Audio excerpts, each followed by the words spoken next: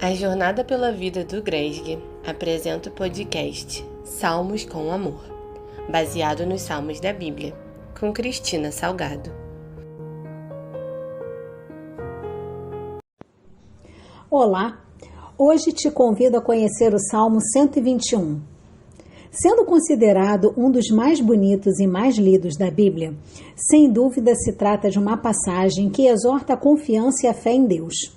O salmista provavelmente passava por momentos de aflição e medo, porque seu adversário foi dominado pela inveja, voltando-se contra ele. Mas nota-se que, mesmo que estivesse em fuga, ele mantinha a sua fé operante. Este salmo nos mostra que devemos ter confiança em Deus, crer na sua imensa proteção. É a Ele para quem devemos entregar os nossos corações e seguir firmes na fé que Ele tudo fará e nos guardará por todos os nossos caminhos. Ainda que sejamos atingidos pela inveja, pela cobiça e pelo ciúme alheio, devemos nos manter fiéis ao que somos, sentimos e pensamos, porque a verdade sempre prevalecerá. Independente de qual seja a real circunstância, a mensagem é clara. Tenhamos fé em Deus, que seguirá sempre ao nosso lado, porque mesmo que nos falte clareza diante das situações de nossas vidas, tudo se encaixará de forma perfeita. Nesta passagem, é possível entender que a inveja nem sempre é sobre o que você tem, mas sobre quem você é. Vejamos, Saul era o rei de Israel e Davi um servo. Depois de matar Golias, Saul conservou Davi em seu reino e não permitiu que voltasse à casa de seu pai. A Davi foram confiadas importantes responsabilidades. Todavia, ele permaneceu modesto, ganhando a afeição do povo e da casa real. Era prudente e fiel, atendendo a todas as determinações de Saul, sendo evidente que a bênção de Deus estava com ele. Saul, por vezes, admitia a si mesmo sua própria inaptidão para governar Israel, entendendo que o reino estaria mais protegido dos perigos se houvesse junto dele alguém que recebesse instrução de Deus. Saul acreditava também que sua associação com Davi fosse proteção para si mesmo, uma vez que ele era protegido e defendido pelo Senhor. Então, a sua presença poderia servir de proteção quando ele ia às guerras. Foi a providência de Deus que ligou Davi a Saul. Saul, entretanto, não permaneceu muito tempo amigo de Davi. Quando Saul e Davi voltavam da batalha aos filisteus, as mulheres de todas as cidades de Israel saíram ao encontro do rei Saul cantando e dançando com pandeiros, com alegrias e outros instrumentos de música. Um grupo cantava, Saul feriu os milhares, enquanto outro grupo apanhava o refrão e respondia, porém Davi, os seus 10 milhares. Neste momento, Saul foi dominado pela inveja. Enfurecido porque Davi era mais exaltado que ele no cântico das mulheres, em vez de desprezar os sentimentos inferiores, manifestou sua fraqueza de caráter e questionou: 10 milhares deram a Davi e a mim somente milhares? Na verdade, que lhe falta senão só o reino? Esta passagem está em Samuel, no capítulo 18, versículos de 6 a 8. Saul, então, abriu o coração ao espírito de inveja de que sua alma estava envenenada. Apesar das lições que havia recebido do profeta Samuel, Saul não tinha aprendido, enquanto governava o reino de Israel, que devia governar seu próprio espírito. Saul gostava de ouvir Davi tocar harpa. Estando ele a tocar para o rei, este, movido pela inveja e desejo de exterminá-lo por conta de sua popularidade e respeito, ataca Davi com uma lança, que com a proteção de Deus, se livrou dela e fugiu. Nós, em algum momento de nossas vidas, podemos ser vítimas da fúria invejosa de um companheiro de jornada. Talvez ele não nos dirija lanças físicas, porque em nossa época isso já não cabe. Mas dominado pela inveja em seu coração, pode nos lançar lanças sob forma de pensamentos negativos e inferiores. Pode nos incomodar deliberadamente, minando a nossa paz. pode nos prejudicar em nosso círculo social, pode nos atacar com palavras e atitudes perigosas e mesquinhas, e indo além, pode inclusive atentar contra a nossa vida. Assim como Saul, que não obtivera nenhum sucesso em todas as tentativas de dar fim à vida de Davi, porque este era fiel e obediente a Deus, também nós devemos fazer o mesmo. Estar cada vez mais próximos e afinados com Deus, entregando a Ele a nossa demanda.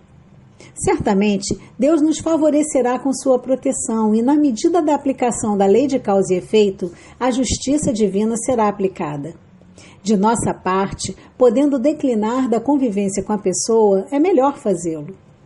Nesse caso, a fuga é uma arma genuína para garantir o bem-estar, a sanidade e a segurança física e emocional, da mesma forma que fez Davi. Emmanuel nos traz uma belíssima instrução no texto Defenda-nos, do livro Passos da Vida, psicografado por Francisco Cândido Xavier. Vamos a ela. Ante as forças da sombra que porventura te ameacem o coração, acalma-te e espera. Se a serpente da inveja te envenena a alegria, recorda que a criatura invejada muita vez carreia consigo dolorosas chagas de angústia sob o manto enganoso das aparências. Se o dragão do ciúme te espreita os passos, não ouvides que todos os nossos afetos pertencem a Deus, nosso Pai, que nos empresta, a fim de que, através do desenvolvimento e da renúncia, venhamos a adquirir o verdadeiro amor para a eternidade. Se a gralha do orgulho te grita as mentiras ao pensamento, impelindo-te à evidência indébita entre aqueles que te rodeiam, não te esqueças de que o tempo tudo renovará, preservando-te unicamente os valores imarcessíveis do espírito. Se o leão invisível da cólera te absorve a emotividade, obscurecendo-te o raciocínio, certifica-te de que 1 minuto de desespero pode arrojar-te a muitos séculos de criminalidade e loucura. Se as larvas da preguiça te invadem a cabeça e te imobilizam as mãos, convence-te de que um dia de inércia no bem é ganho indiscutível para o mal que nos cerca e que responderemos em todo o tempo na contabilidade celeste pelo descaso das horas perdidas. A cada instante a mudança nos espia a existência através de 1000 modos. Guardemo-nos no serviço incessante do amor puro e simples, compreendendo que tão só construindo a felicidade para os outros é que alcançaremos a nossa felicidade. E buscando acender a luz divina em nós mesmos, é que nos retiraremos, em definitivo, do largo desfiladeiro da ilusão e do desencanto, da culpa e do resgate, do desequilíbrio e da morte. Uau! Que texto maravilhoso! O que nos traz e o que significa o Salmo 121? O Salmo 121 foi escrito pelo rei Davi, sendo um dos 15 salmos chamados de Cânticos da Subida, fazendo parte do inário de Israel, usado quando o povo subia para Jerusalém para adorar a Deus. Conforme descrito em Samuel, no capítulo 23, versículos 14 a 29, este salmo foi escrito por Davi quando ele fugia de Saul. Contudo, há outra interpretação para ele, como tendo sido escrito por Davi ao saber da morte de seu último amigo, sentindo-se então sozinho. Ainda que mais argumentos eu tenha encontrado para associá-lo à fuga de Davi por medo a Saul, independente da interpretação, através deste salmo podemos ver que Deus nos guarda, nos guia e nos protege. Ele é o nosso socorro, não nos deixará vacilar, assim como não dormirá, estando sempre à nossa sombra e à nossa direita. Deus nos guarda sempre de todo o mal.